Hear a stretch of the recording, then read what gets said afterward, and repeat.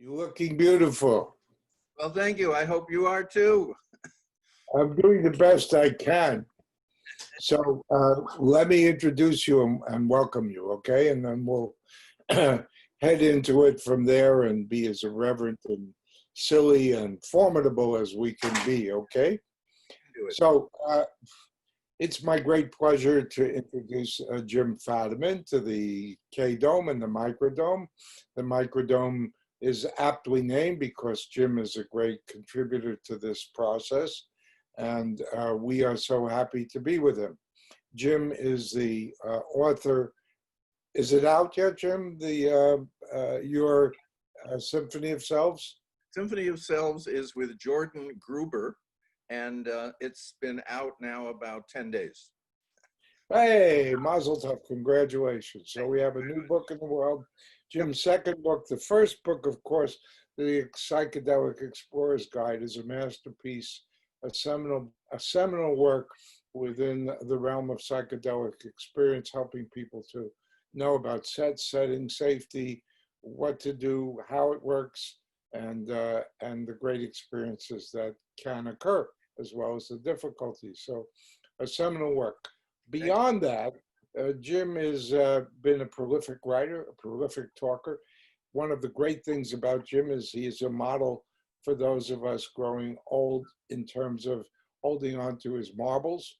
He's got an excess of marbles. It's quite amazing. I was at the ATP convention, and his brilliance outshone any and all of us. So it was inspirational, probably genetic. I mean, who could count on it?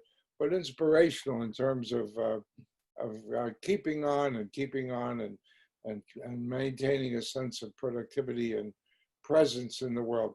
There was a funny thing on one of those NPR quiz shows about language, and the question was, what's the difference between old codgers and old fogies? So I don't think we're old fogies, Jim, but I think we're old codgers, especially you, but I'm not far behind. So we could call this the old codgers microdosing hour, and we're going to have some fun and talk about the many aspects of microdosing that you've brought to the table. You're the originator of microdosing, right?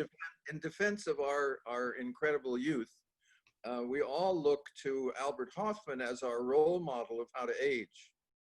And since he was giving much longer talks than this will be at age 100, we're just warming up. May that be our fate. I was at the 100th birthday party. Were you there at Basel? No, I wasn't. I was there. And he had his marbles too, and he was kind of dancing around with Ralph Metzner at the party with crutches. It was quite remarkable. I don't know if I have those aspirations. Anyway, Jim, it's true that you are the singular author of microdosing. Is that not correct? I'd say I've been very important in the revival of microdosing, meaning bringing it back from the other few thousand years of research, which we call the indigenous peoples' cornucopia of how to use almost everything. So, but yeah. Okay, so give us a little of that background. Could you make yourself slightly louder? Certainly. All I do is bring the microphone closer to you. How's that? That's much better. Okay. So microdosing amongst the indigenous peoples, usually we think of it as major dosing, that they're having shamanic experiences. But what did you find? I did too. And I was early into my microdosing world, and I was feeling, not only was I discovering things, but the great and important James Fadiman was this incredible discoverer of this unknown use of psychedelics that he, among everyone else he knew, had ignored during the 60s, 70s, 80s, 90s, etc. And an anthropologist friend of mine said, have you considered the possibility that indigenous people would have tried low doses, medium doses, and high doses during their few thousand years of use? And I thought, oh. So it's always wonderful when you're, the word I think we use is the ego gets inflated and the image of a balloon is very realistic. So that was the pin that popped my balloon. And if you think about it, one of the things we know about microdosing for healthy, normal people is a general increase in physical ability and focus. Now, if you're in a hunting and gathering society, what makes a successful hunter is good physical coordination and the incredible ability to focus and also to pick out something from a background. So it is highly likely, and we don't have much, there's a little bit in the anthropological literature, but it was kind of so obvious to people. You know, there's very little in the anthropological literature about this and that tribe's use of water. Because everyone kind of gets that if there's water, you're going to use it. Well, they did have vases, Jim. They did have vases to carry the stuff. Well, they also had whistling jars, which is a whole other topic of altered states, which we won't get into today. But anyway, in terms of the Western world, it was true that those of us doing psychedelic research basically always tried to hit it out of the ballpark. And the idea of a very soft bunt never occurred to us. And if you actually look through the literature, and Torsten Posse actually has a book about the little bits of work done in Europe in both what he calls microdoses, which is true, and also what he calls mini doses, say 20 to 50 micrograms of LSD. And there was a little bit of work now and then done, but when they tested for what are the effects of low doses of LSD, they were only looking for classic psychedelic effects. And when you get into the microdose range, those aren't there. So the scientists, instead of saying we were only looking for a few effects and we didn't find them, they said, as scientists will do, there are no effects, which in a single sentence says a lot of what's wrong with a lot of research. So just for folks tuning in and who are,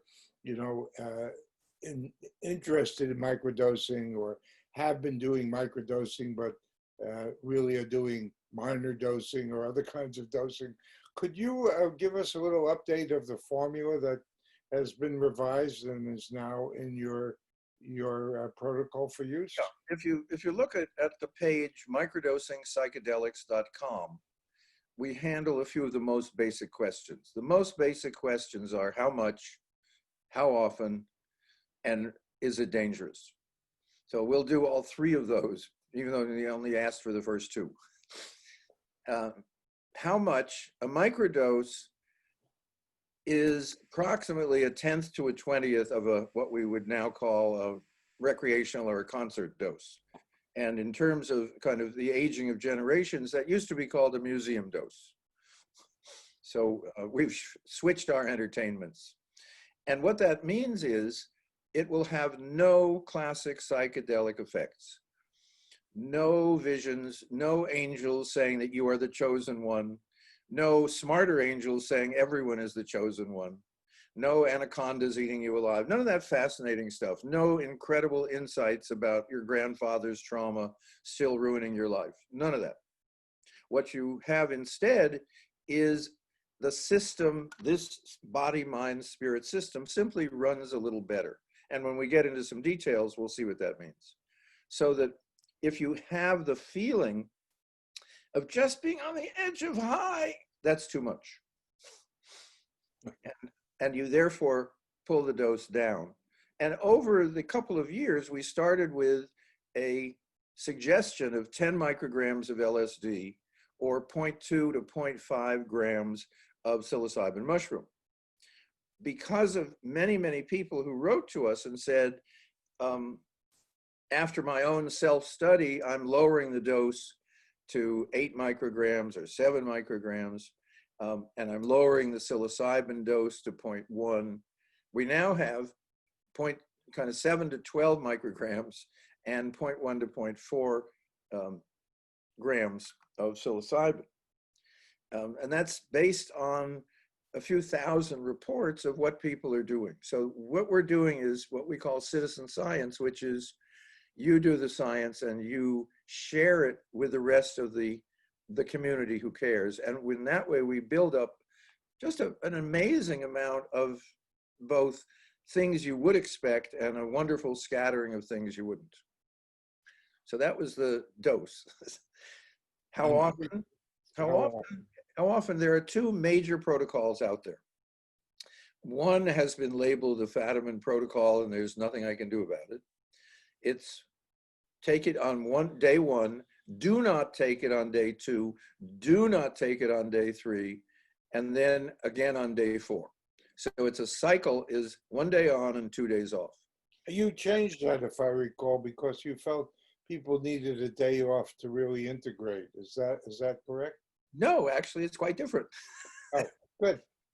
I was trying to figure out what's going on. And so I needed to have information and lots of, the nice thing about the psychedelic community, if you say, would you be willing to try this drug at this dose? You get a lot of nice people that say, sure. Then they write in and say, hey, are you sure it's working? But what I got in the information was a lot of people had what we call a 2-day effect. And a lot of people said the second day was even better. So whatever the effects were, people were feeling it very often for 2 days. But when you're doing research, you want people to know the difference between on and off. So I suggested the 3rd day off so people would come back to ground. And so on the 4th day, when they took it, they would feel or notice the effect. So I was trying to gain information. And what we said to people is do this for a month, which is about 10 cycles.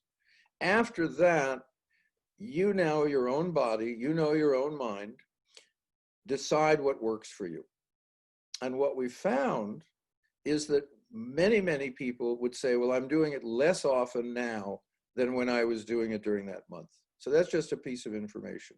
The other protocol is from Paul Stamets. And the nice thing about Paul is he knows more about mushrooms, fungus, mycelium, and a lot else than anyone on the planet. So you pay attention. And he suggested 5 days on and 2 days off, kind of a work week and weekend. And he and I have talked about it, and we're fairly convinced that when the results of a study that he's been dealing with, which gave people the option of this, my protocol or his, that we don't think there's going to be much difference.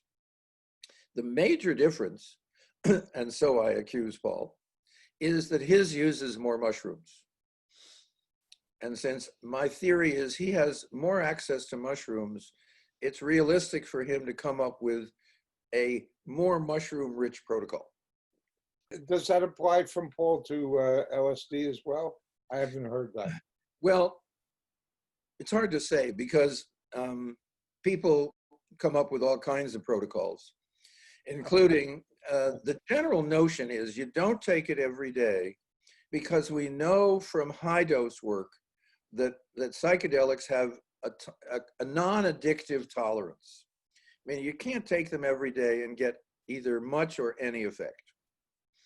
So when we moved down to the microdose, it seemed realistic to think about the possibility that there could be tolerance. Now, I have a couple of thousand reports, and as you can imagine, people have tried every variation. That's why Irwin is so fascinating. You can find, if you think of the most bizarre combination of substances that no one would ever take, and you go to Irwin, there's like 25 people who've done it. Exactly. So the general report is that some people report tolerance when they take it every day, and some people don't. And however, the improvements that people take microdosing for seem to work perfectly well with the 1 day on and 2 days off. And so the things we're going to talk about microdosing come from people predominantly who've done that protocol. Jim, do you think that there's a sense of an integration activity, much like you would see at higher doses? Well, what we're seeing is a lot of the major studies and the infinite amount of media articles that, for instance, say, whoa, psychedelics can alleviate depression. All you need is 1 or 2 high doses, 2 therapists at each one, 4 or 5 therapeutic hours before, therapy in between, and therapy after. And poof, your depression is alleviated for at least a few months, according to the data. Okay. Now microdosing, and if you kind of wonder, is there a certain placebo effect in that? The answer is amazingly so. Okay. If you look at microdosing, where people buy it from someplace or grow it, and they take a tiny amount that doesn't seem to affect much of their behavior, and their depression lifts, it seems likely that it is lifting in a way that is likely to be more stable. And that is what we're looking at. We're really starting to run a long-term study to see what happens over a few years. But the change from depression to not depression in microdosing is remarkably similar to the effects of the much more amazing and heartwarming and soul-opening higher doses, with all of the pre and post and during support. So that's something that really would make a wonderful, very simple research project for any of you out there. And I know some of you are serious research. So number 3 was harm. What do you have on harm? We're trying really hard to find enough things that go wrong, so that people don't accuse us of being just kind of bizarre evangelists. And so recently, I just got a note from someone who is an over 80-year-old former professor, and he said, "Has anyone else reported that when you microdose, that the bottom of your feet itch?" And I wrote him back and I said, "No, you're the first, but we're really happy to get any negative effect we can." And so the major negative effects are very hard to track, because when you're microdosing and you have, let us say you take it and you feel bad in some way, worse in some way, what do is you stop. So we don't follow that out. You don't say to someone, "Well, if you're getting a migraine headache when you take this substance, we'd like you to just keep taking it and take notes."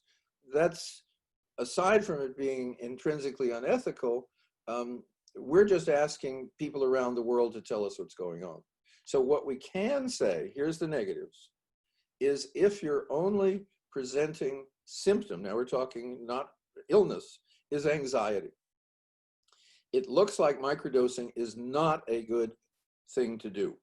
What we hear and what we get, and we have a lot of reports, is people either feel their anxiety more acutely, they're more aware of it because there's a general improvement in awareness, or they become more anxious. And teasing that out is beyond where psychiatry is right now. But in either case, it says this is not working for you. Don't. And we say people to stop. And here's the kind of information we get. I get an email from someplace in the world, and it says, I'm microdosing. And then he lists a whole lot of terrible things going on: headaches, stomach aches, anxiety, poor sleep. And I email back and say, what you would say, and what any nice person would say, is stop. And he writes back and says, "You can't make me stop. The benefits are still there." And I say, both as a human being and a researcher, stop. And I get back 2 days later an email that says, "I cut the dose in half and all the symptoms went away." So therefore, we know it's possible to have some negative experiences, and that sometimes cutting the dose helps. There's also a particular group, and I put this out here for the neuroscientists among us, not among me actually, but among you, people who have red-green color blindness. When they microdose, they have tracers. And it's so nice to be talking to an audience where I don't have to define what tracers are. Now, as you know, when you are on a higher dose, you have tracers, and it's kind of cool. But for the people microdosing, they say, you know, when I'm at work, tracers really get in the way of my being able to function comfortably. So again, we recommend people not who have red-green color blindness not to microdose. Now, having said that, I have at least 2 reports of people that said, yeah, there are tracers, but there's a lot of advantages. So that's a negative. Trying to think of something. Oh, yes.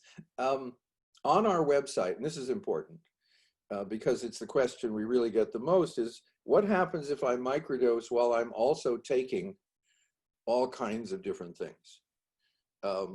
And the answer we have on the website is, here's a list. There's a tab of drug interactions.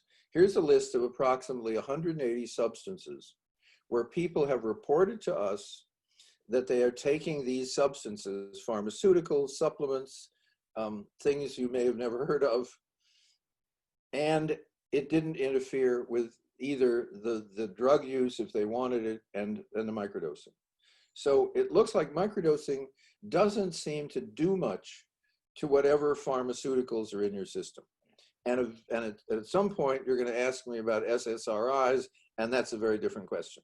But one can take SSRIs and microdose. Okay. But I'll get there a little roundabout. So we've talked about 2 microdosing substances, LSD and mushrooms. But I know people are doing all manner of other active, psychoactive substances, ibogaine. I've heard people trying ketamine. As a ketamine expert of sorts, I don't think ketamine microdosing is worthwhile. I don't think it works. But ayahuasca microdosing, can you add to my store of details on what people use for microdosing? Well, how about I trade you ayahuasca and ibogaine for ketamine? Okay, you first. Ketamine microdosing, tell me about it. A few people have tried it. There's just no rhyme or reason to it. It's a chemical in a different way. I think at the ketamine effect really starts at a different level, and I think it's at some point it's just not effective. So I can tell you pretty much where I think that is, but so far, in a very small number of people, we haven't heard of benefit. That fits. The major good thing of ketamine is it's legal, though getting it legally for this is a different subject. Well, that's something we'll look at.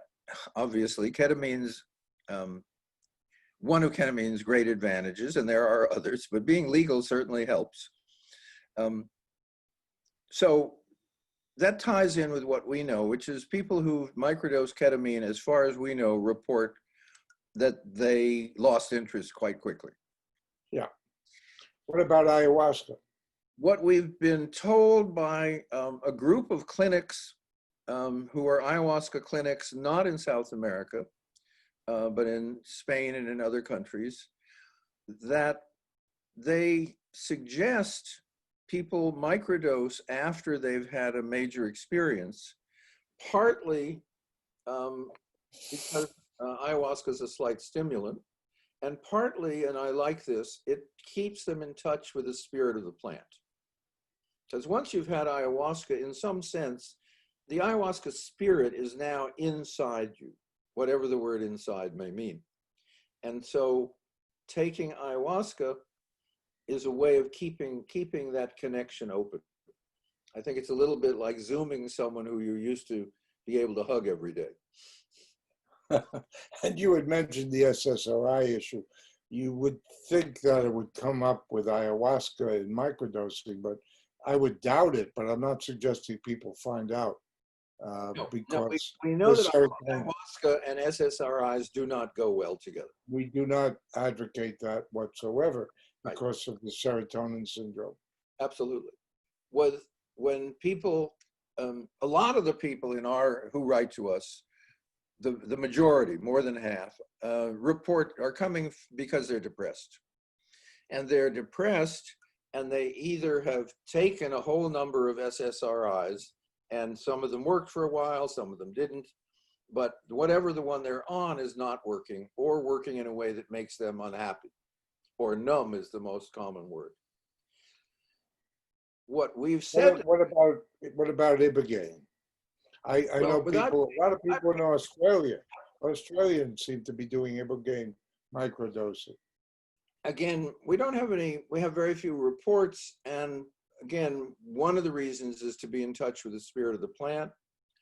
The other is to maintain, and this is maybe psychodynamic and it may be physiological, to maintain the level of awareness about yourself that you've had with Ibogaine. Okay, And good. just as we know in people who take Ibogaine in a clinic for addiction, what they get out of it, whether they get benefit from the internal experience, they are free of the withdrawal symptoms for a given amount of time. And that's a time in which they can develop new habits and basically stop being an addict or not. And it looks like, again, Ibogaine as a microdose after taking it for addiction benefits people to the extent that they're less likely to become re-addicted. Great. Let me ask you a bit of a different question. Yep. It's a long time ago that our friend Lester Grinspoon, recently deceased, wrote Marijuana Reconsidered, which was really groundbreaking. I mean, a lot of us knew about marijuana, but Lester really translated it into a compendium of information about the benefits of marijuana for myriad conditions. With microdosing, Jim, are you able to kind of make a list of what you'd say are the top 10 or something like it? Well, yes. I'm not sure about top 10. I've never quite done it that way.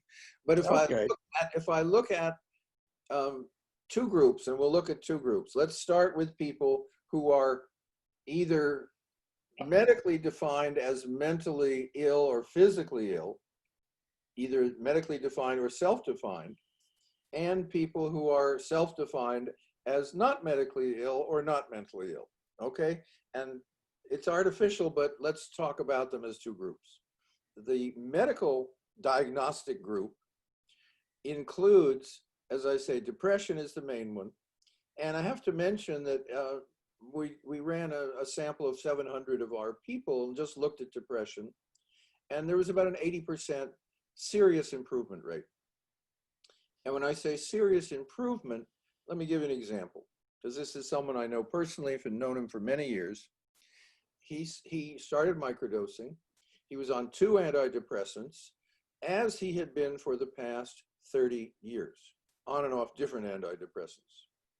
He told his physicians that he wanted to taper off the antidepressants and that he was using microdosing. And his physician very wisely said, I don't know anything about microdosing, but I will switch you on one of your antidepressants to one that you can more easily taper off. And the word taper is important.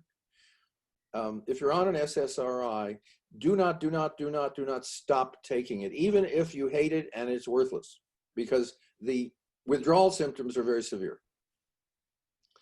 I would, as a shrink, make some changes to that, but I won't do it right now. Okay, but tapering, I think you'll agree with, slowly reducing the dose is safer. Yes. That's what we're saying. Now, it turns out a lot of people who come to microdosing microdose as a way of improving or accelerating the process of tapering. And what we get is, and then why we have to warn them not to go off the SSRI immediately, is we get reports often from the first or second cycle that say things like, I'm back. It's me again.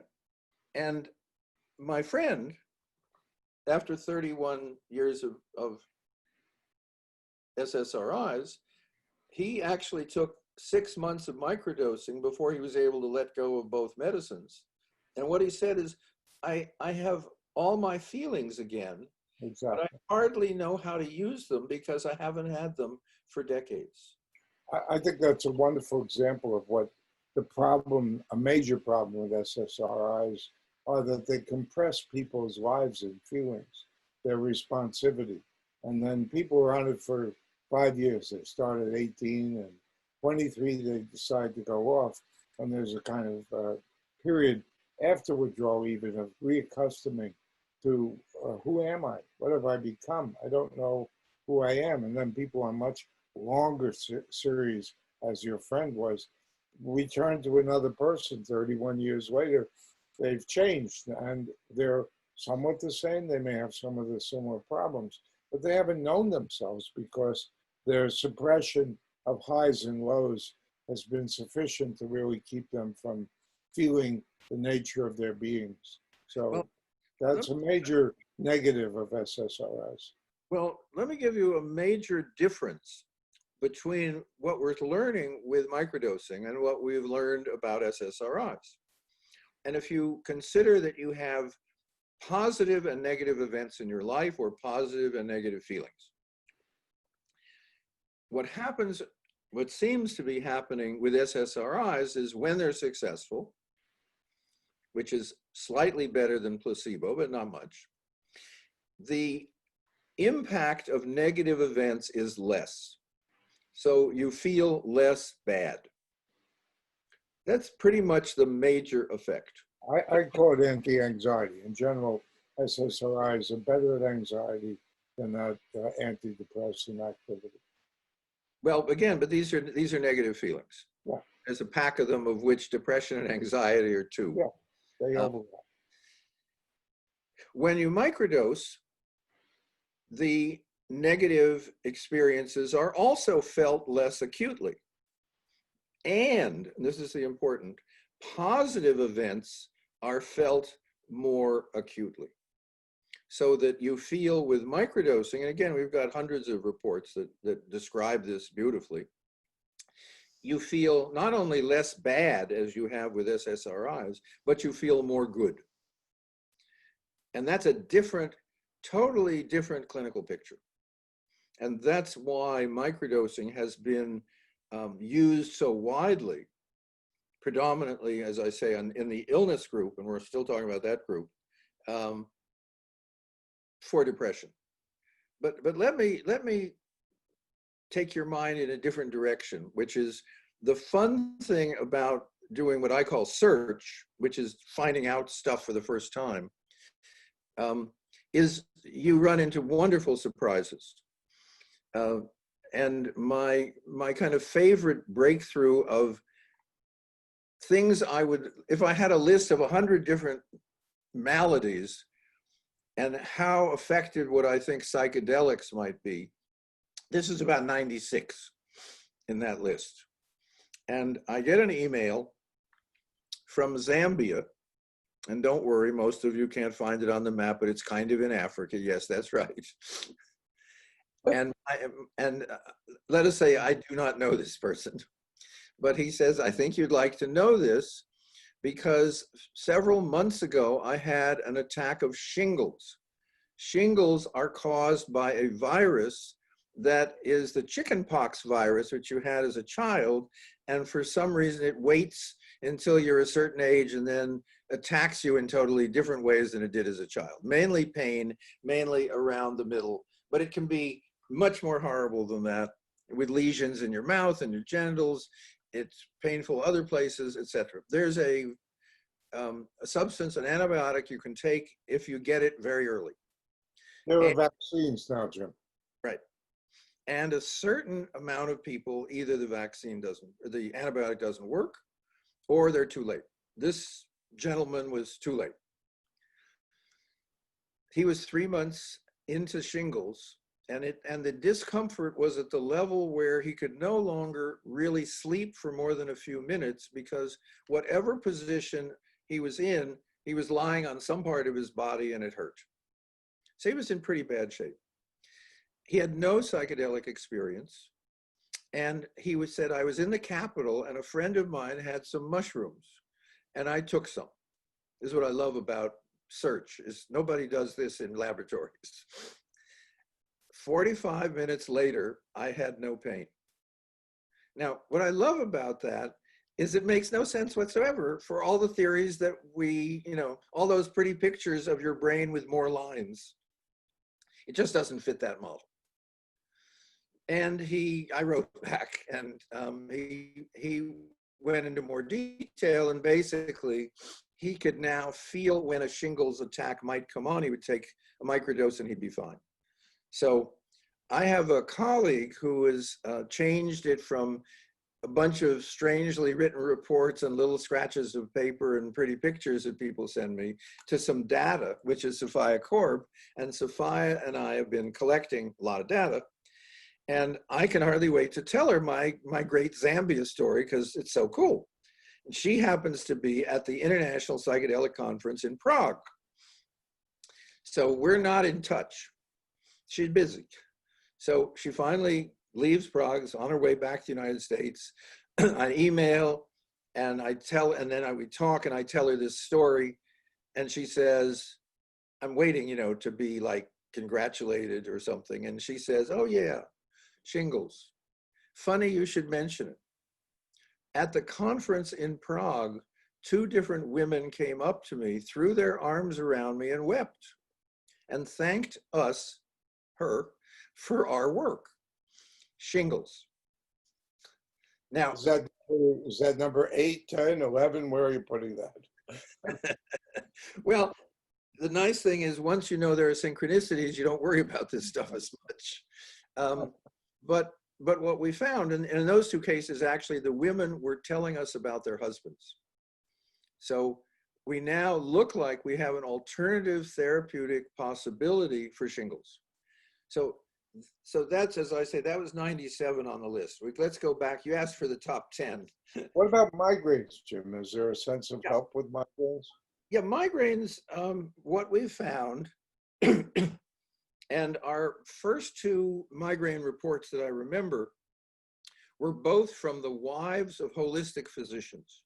And I mention that because they've tried everything. So they both microdosed, and what they found and what we found with other people is for migraines, they don't go away, but they decline in frequency and intensity, maybe up to 90%. So I get a note from one of these physicians' wives, and I think I might have written her a check-in question, and she said, last month I had a migraine that lasted 36 hours. And I wrote, an appropriate, I'm sorry for your discomfort and pain. And she wrote back, says, no, don't worry about it. I used to get 20 of them a month. Okay, so what we see on migraines, and again, if you, right now, I think we're in between theories. There was some really nice theories on migraine, but they went away. And I don't think we have a very good one at the moment. But in any case, what we find is people who microdose with migraines, on the whole, not everybody obviously, shows a strong decline. And if we go up one step in the headache world, which is the most horrible pain known to human beings, is called a cluster headache. And we know that cluster headaches can be really kind of cut in, stopped mid-stride by high doses of psychedelics, quite high. LSD in particular. LSD in particular. Though there's, if you go, and this is important to any of you who are cluster headache people or know anyone, clusterbusters.org, clusterbusters.org, filled with information, filled with case studies, and almost all very high dose.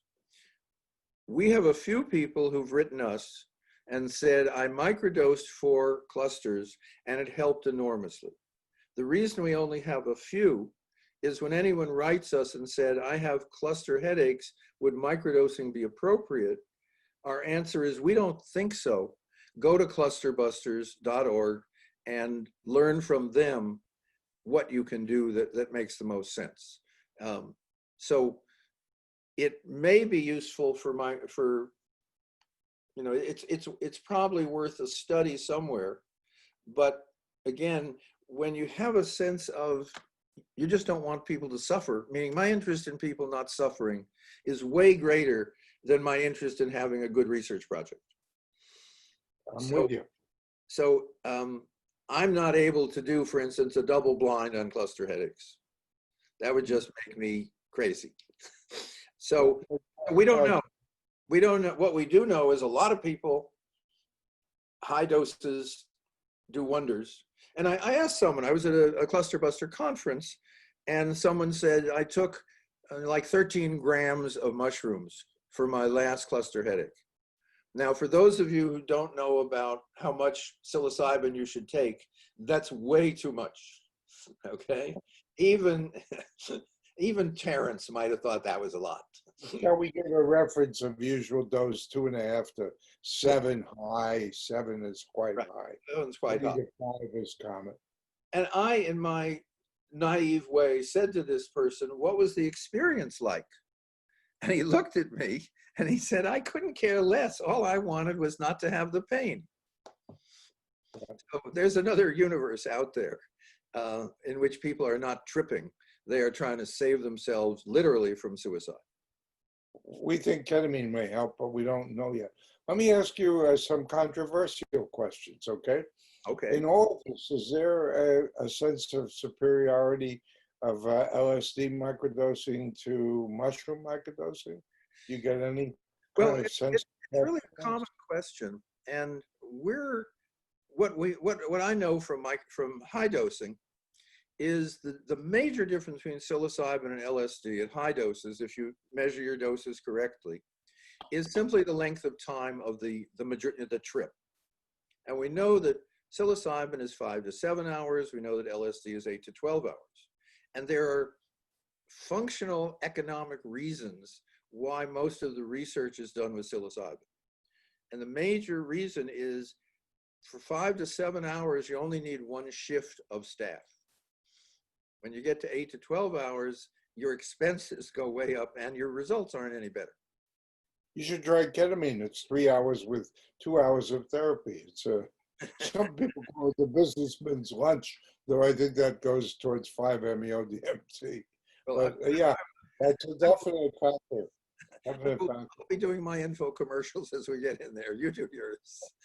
And I love it that ketamine has been so helpful in so many different ways. Now, the question was psilocybin versus LSD, and it is one of the most common questions.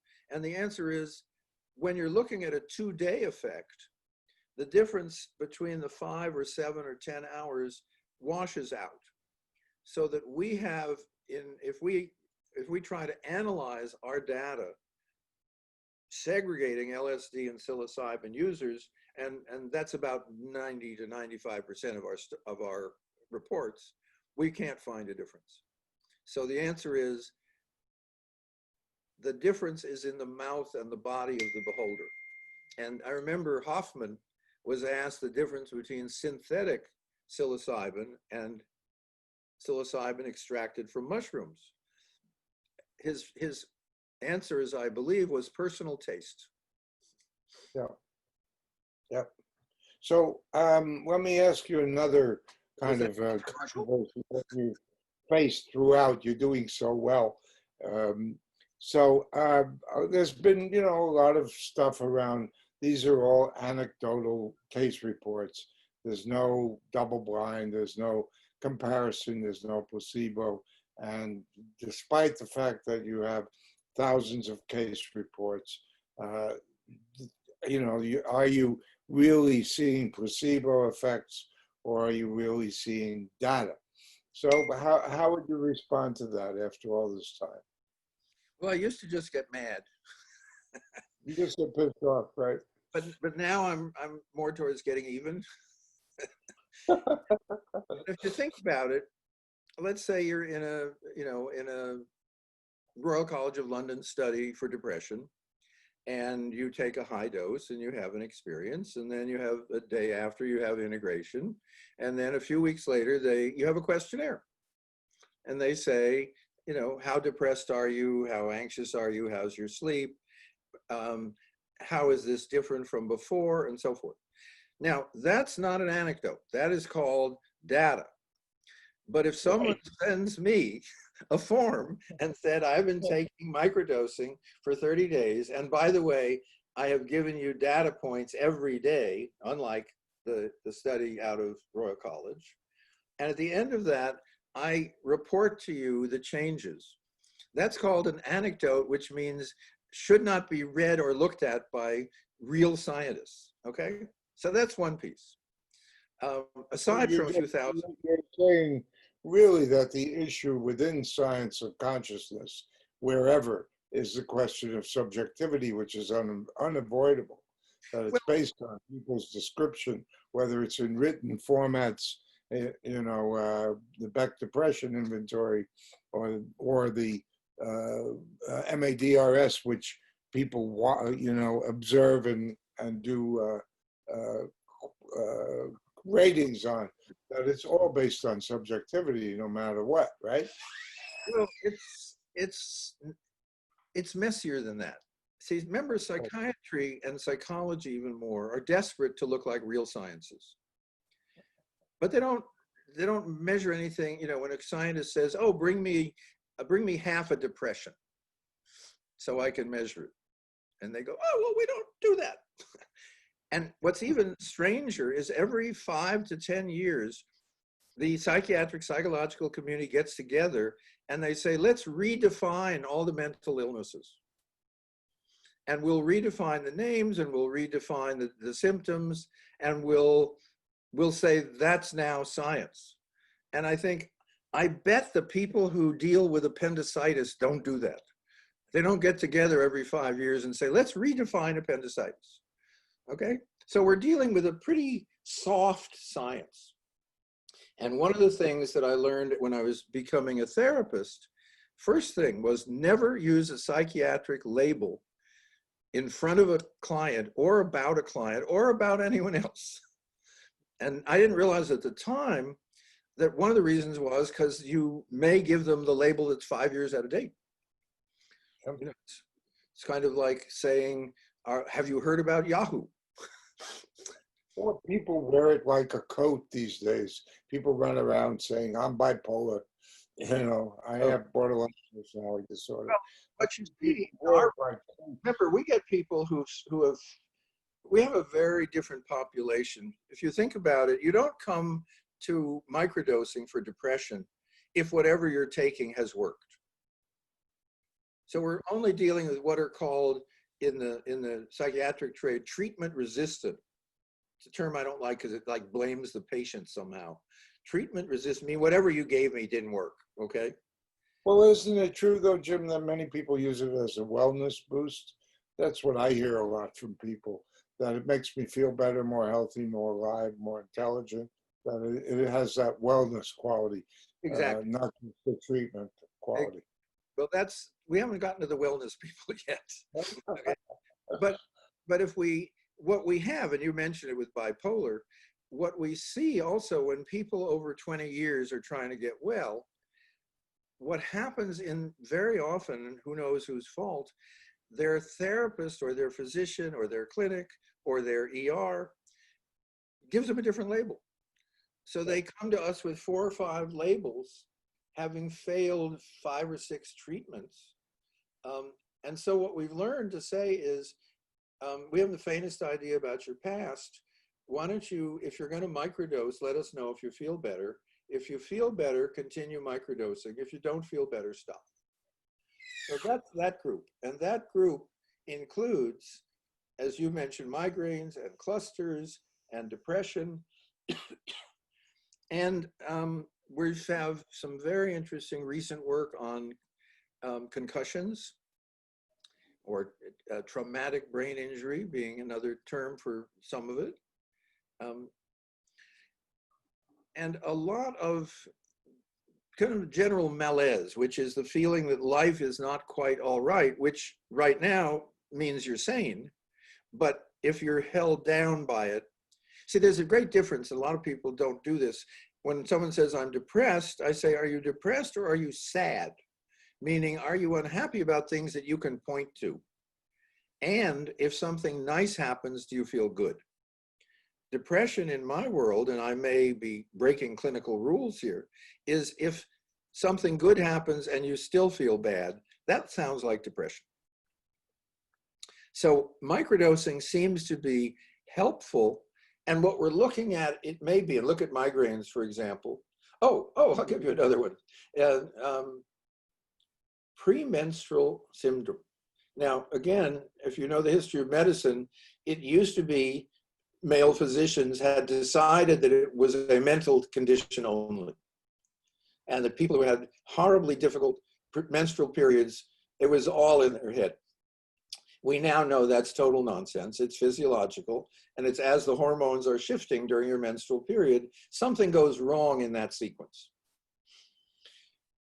What we've found in a number of cases is women's periods become normal, period. And again, the first case is always very often when you're in this search game, one of the most exciting. So I get a note from someone who says, "Hi, I'm an art historian in London. I know I owed you a report, but I thought this would interest you. During the month I was microdosing, for the first time in my life, I had a normal period. Thank you very much. You have changed my life." Wow. So I wrote back and said, in my little sciencey way, how much are you taking? What are you taking? What are you doing every month? And she wrote back, she said, I microdosed only that 1 month. I haven't taken anything since, but my periods are normal. That was one case. So I then, now you're going to get a pattern here. I then say to Sophia, can you look in our database and see if we've got anybody? And she came up with about 7 people, all of whom had reported that their menstrual periods had either enormously, improved or they were normal. And most of them did not take it for only one month. And we have at least one subject, for example, who microdoses only a couple of days before her period. So, we are having similar results with low-dose ketamine. We've done a small study, and we're generalizing it. So again, episodic use related to emotional distress related to menstrual cycles. And we're having quite remarkable results with that, and we're going to be doing much more with it. I can't disclose all of it, but it's a boon. So I'm really glad to hear that's happening with microdosing. Well, I'm excited to hear it's happening with ketamine. Oh, it is. Doses. See, one of the problems in conventional research is if you say we want to give people doses over the period of a month, if it's a pharmaceutical that Pfizer has put, $100 million into, your physician or psychiatrist says, here's a bottle, try it for a month and let me know. Now, if you say to a university, we'd like to do that with a microdose for psychedelics, and I'm now quoting a famous researcher of why their university is not doing microdosing. He said, it's hard to get that through our drug review board. IRB, right? Right? And I said, you see, I don't know if you need that for what you're doing, but we have a wonderful validated instrument we use to watch over the course of multiple cycles what's happening with women. It's available, and if you want to use it, happy to turn you on to it. You can mail it out and say, follow this, tell us what you're doing. That's terrific, because what we did is take our 8 subjects, and Sophia found someone whose research is in the menstrual area and said, here's some data if you want to look at it. And he said, one of the problems is it isn't going to help all women because there are a number of reasons why people have difficult menstrual cycles, and probably your group is one of those causes, but we can't tell. So again, see, when you do search and someone says, well, here's the follow-up study you should do, I get to say, those of you in universities, those of you in hospitals, those of you in clinics, and I confess, those of you with funding, we've now given you incredibly easy research to do because we already know it works, and that's a good start. We hope you do it. Yeah. because there's a lot of women who would like to have better periods, and there's no reason they shouldn't. So speaking of research, we had a rumor that that there was interest that Amanda Fielding was wanting to look at fMRI and other studies of microdosing. Is that proceeding? Are you able to talk about it? Well, we have talked, Amanda and I have talked about it because the results are so beautifully visual. And we all know, if we don't know anything else about psychedelics, we know is not psychedelics, few colored lines in the brain, with psychedelics, many colored lines in the brain, and you get to make theories. Okay, as you've got, I'm not as interested in theories, I just like data. And so the question, and it's a real question, is when you microdose, are the changes, if there are in brain waves, and there should be, are we able to measure them? Yeah. And again, when scientists say, well, if I can't measure it, then I don't want to say it's my limitation, so I'll say it probably doesn't exist. Yeah. Okay, which is why we couldn't identify bacteria and viruses until we had microscopes so we could see them. That is the risk of that research. Well, we need to come to an end soon. So what for you are the great interesting challenges ahead, or where you're really putting your mental energy? What are you looking at? What's exciting to you? Well, curiously, and this will make sense in a moment, I'm actually working in a whole nother area, which is healthy multiplicity, which is the internal selves inside of healthy, normal people. Now, you have to get that there are several selves, one of which is totally fixated and fascinated by microdosing, but a lot of me isn't all that interested. It kind of, we did that. It's people that say, well, I went to France already, I'm done. It's off my bucket list. Well, part of me is obviously still working hard on microdosing, but another part is working with multiple selves. And I've been working on it for over 25 years, which is my awareness that people are not consistent, period. And I've never found anyone that's disagreed with that. And then the question is, why is that so? And there are two ways of looking at it. One is because part of you is kind of messed up in some way. And I'm going to come up with an incredibly complicated way to explain that, as well as therapies. And you're going to end up at the end of all that with the same inconsistencies, but a whole lot more self-understanding and memories of childhood and medications. The other way is to say, there's not inconsistency. What there is shifting between selves.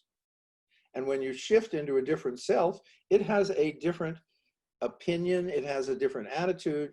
In some of the research that we've seen, it has different physiological aspects. And there's a fascinating study on people in mental hospitals with extreme self-divisions, and that they literally have different visual prescriptions. And that one of the diagnostic questions that the psychiatrists have is, do you have more than one set of glasses at home? And when they say, oh yeah, sure, I have 3 sets of glasses. Whoa, what's going on? Well, that's extreme. But normal with all of us is you move into different selves when it's appropriate, assuming that's mental health. Mental health, for me, and this is where I'm excited, mental health is being in the right mind at the right time. Let me give an example of wrong self, wrong time, okay? You're an alcoholic, which means not that you're an alcoholic all the time, but when you drink, you have a lot of behaviors that aren't good for you, aren't good for your liver, aren't good for your marriage. In the morning, you don't have those. You may have a hangover, you may be sick, you may throw up, but you're not in the alcoholic space, which was having a pretty good time. In fact, you're often ashamed and you feel, how could I have done that? So you say, well, how about psychotherapy? Well, who goes to psychotherapy? The alcoholic or the person who feels terrible? Well, it turns out the person who feels terrible goes to therapy. And I did research on this many years ago. Of all the various treatments for alcoholism, psychotherapy was absolutely at the bottom. It was like 1 or 2%. Versus, for example, AA. And if you've ever been to an AA meeting, and if you haven't, you should. AA has figured out a way to bring the alcoholic self into the meeting. So you start by saying, my name is Jim and I'm an alcoholic. That's a good start. And then everyone tells stories from their alcoholic self.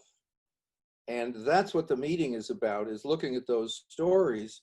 And people whose stories are worse than yours have been sober, and you're there, and you get that your story, your reason for being an alcoholic, doesn't hold up among among alcoholics whose lives were worse off than yours. So here's a way in the culture where you see a difference in selves. Now, also you see it very simply, which is you work hard, you're intense, you're selling widgets, or you're not selling widgets, or you're designing widgets that someone else can sell, and you come home.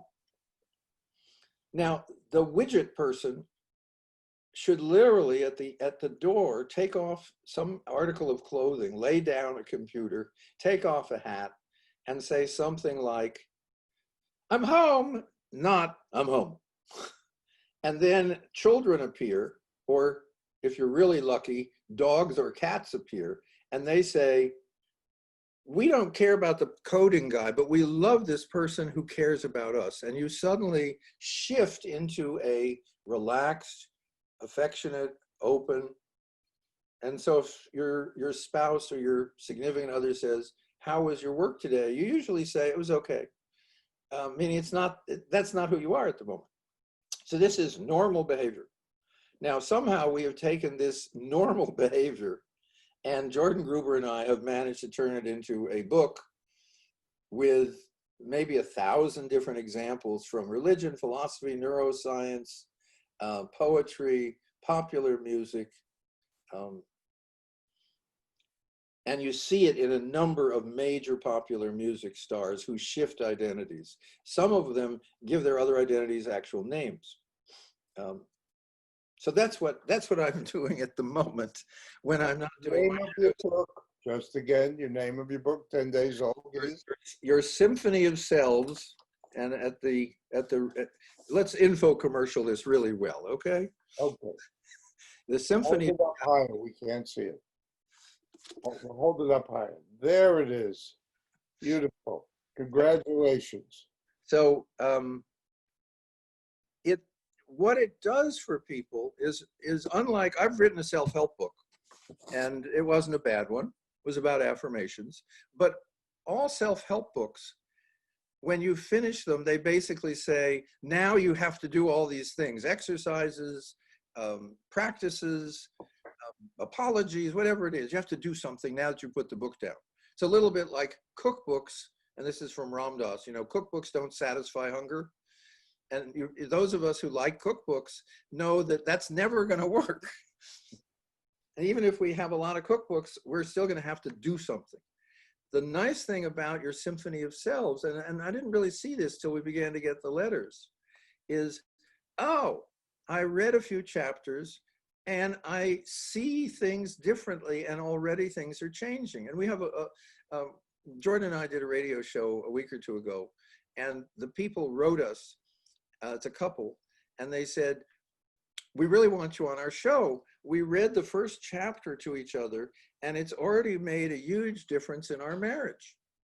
And we found out later, it was she accepted a part of him as a part of him that she had not accepted in their, say, 19 years of marriage. So that when you see people as selves, you don't overgeneralize. You don't treat the whole being as the part. And that's true about yourself. So the part of me that, there, whatever small despicable parts I have, I don't identify with them very often, okay? Maybe when you ask me, how would I feel if the President of the United States became seriously ill? Okay, a part of me that's not very nice might respond, okay? A part of you that's very thoughtful might respond. Part of me that's very hopeful might respond. A part of you that wants to save lives may respond. You see the issue. So those of us who, you know, who've seen the pure light and we've had high doses of psychedelics and we know we're all one and we're all love, there are part of us that thinks that's a whole bunch of nonsense and we should just want to kill some of those bastards, okay? And we're careful about that, but that part exists. Sure. And if you think about a lot of families, when I talk about family dynamics, I say, is there some relative who you all no longer talk to? And very often people say, yeah, Uncle Albert, you know, 15 years ago, he cheated Dad in a real estate deal. And we haven't talked to him since. And I said, what was he like other than that? And they tell you all this nice things about, you know, Uncle Albert. And what you realize is people have said, this little part of him was really terrible. Let's assume, you know, Dad's side of it is totally right. That doesn't dismiss the rest of the being. Now, when you apply that to yourself, it feels great. And when you apply that to your spouse, it's whatever the opposite of a deal breaker is. It's a deal remaker. And then if you think about it, we're good with it. We're better with our children.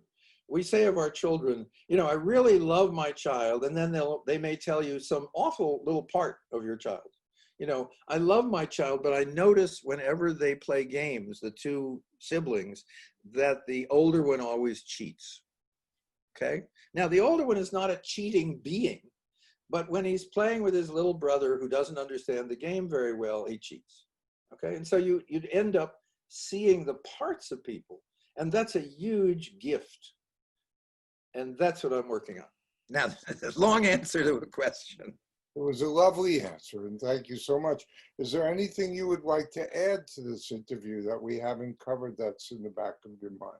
I will tell you, we have reports from 51 countries. So it looks like illegal isn't a big issue.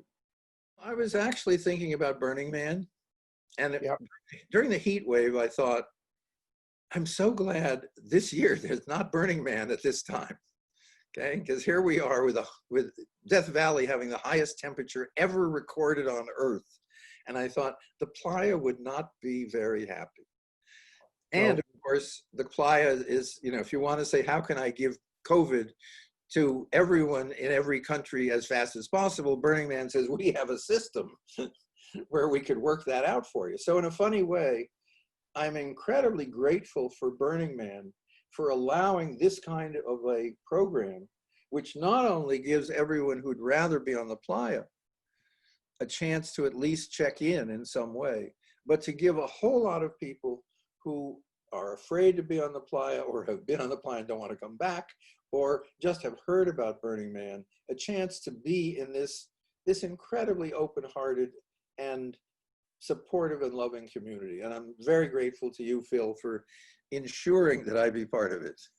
Well, I'm grateful for having you and making our time so lovely and wonderful. And I just want to say the best part of me, my son Helix, as he's now known, is responsible for the virtual Burning Man, the infiniteplaya.com, on which your interview and the rest of our enormously rich program is going to appear. So thank you so much. Thank you, Phil.